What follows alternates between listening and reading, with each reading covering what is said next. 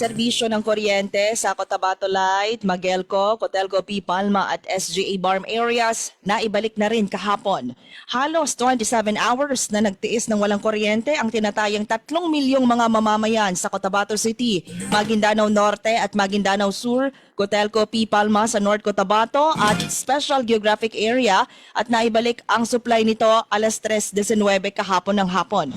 Sinabi ni NGCP spokesperson for Southwestern Mindanao, Bernadette Buak, na nakompleto ng lineman ang power transmission firm ang repair works pasado alas 3 ng hapon. Nasira ang bahagi ng isa sa mga transmission tower ng Kibawe, Sultan Kudarat, 138 kV line na naging dahilan ng unscheduled power service interruption mula noong tanghali ng February 17.